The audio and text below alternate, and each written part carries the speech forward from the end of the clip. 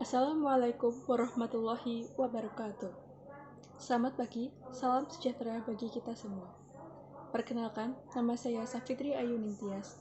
Berdirinya saya di sini sebagai pembicara satu tim oposisi hendak memaparkan dasar pemikiran dan argumentasi saya mengenai mosi.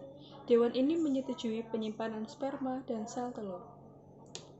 Dewan juri yang terhormat, sebelum saya memasuki argumentasi pada mosi kali ini, izinkan saya jelaskan kata kunci dari mosi kali ini untuk menyamakan persepsi kita bersama.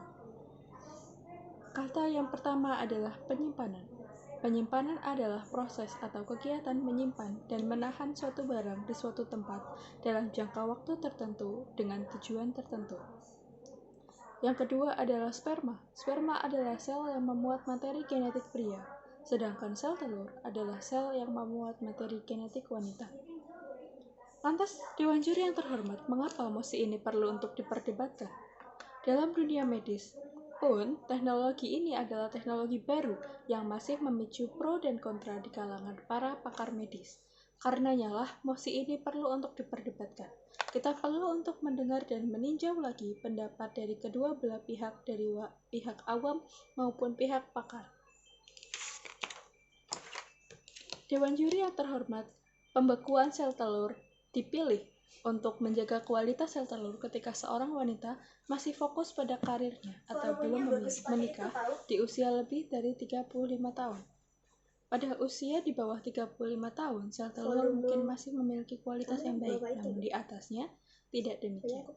Dari usia di mana mungkin si wanita sudah menopause dan baru ingin memiliki keturunan, ia masih bisa untuk memulai program bayi tabung dengan sel telurnya tersebut. Namun, ada beberapa resiko yang cukup serius dalam proses pengambilan sel telur ini sebelum ia dibekukan, seperti bengkak pada ovarium dan nyeri pada selangkangan. Ada juga resiko komplikasi prosedur dari jarum aspirasi untuk mengambil sel telur tersebut. Selain itu, ternyata tingkat keberhasilan pembekuan sel telur hanya antara 4-12% saja per oosit atau per sel telurnya. Hal ini menjadi problematika apabila ternyata sel tersebut tidak berhasil dibekukan dengan baik dan rusak ketika akan dicairkan. Apa yang bisa dilakukan tenaga medis ketika saat itu pemilik sel sudah mengalami menopause? Siapa yang bertanggung jawab atas hal tersebut? Menurut saya, menimbang dari resiko medisnya, egg freezing atau pembekuan sel telur tidak perlu dan tidak boleh untuk dilegalkan, karena resikonya tidak ada yang bisa bertanggung jawab atas resikonya. Selain itu, di Indonesia sendiri proses egg freezing membutuhkan uang yang sangat banyak.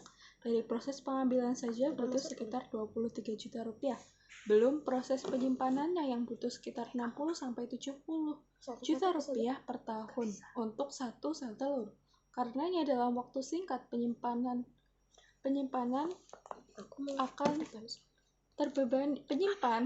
sel tersebut akan terbebani dengan biaya yang harus ia keluarkan. Belum lagi terdapat batasan maksimal sel telur tersebut disimpan, yaitu kurang lebih 10 tahun. Lalu, apa jadinya bila setelah 10 tahun itu si wanita belum menikah? Apakah ia berkenan untuk mendonorkan sel telur tersebut orang di luar sana yang membutuhkannya, atau ia siap untuk membayar biaya yang berkali lipat lebih tinggi untuk perawatan sel telur yang lebih dari 10 tahun?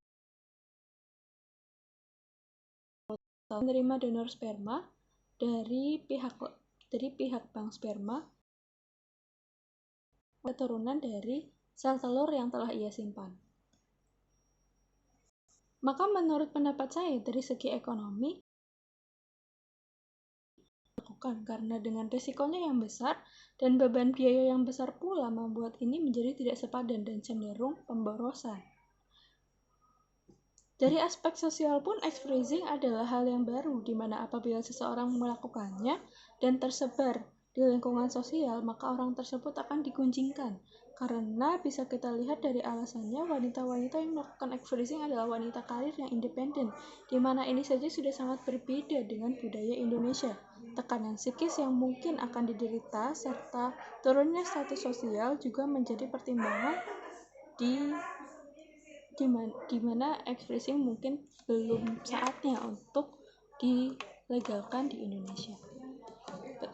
Selain itu juga perempuan ini akan mendapatkan cap-cap yang tidak baik dari masyarakat seperti wanita yang tidak ingin menikah atau wanita yang tidak ingin memiliki keturunan dianggap lebih kejam dan tidak keibuan.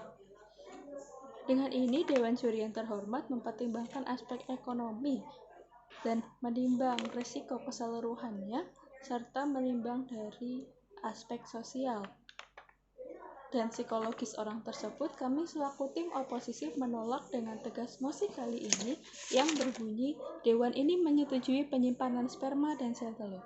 Terima kasih telah mendengarkan. Wassalamualaikum warahmatullahi wabarakatuh.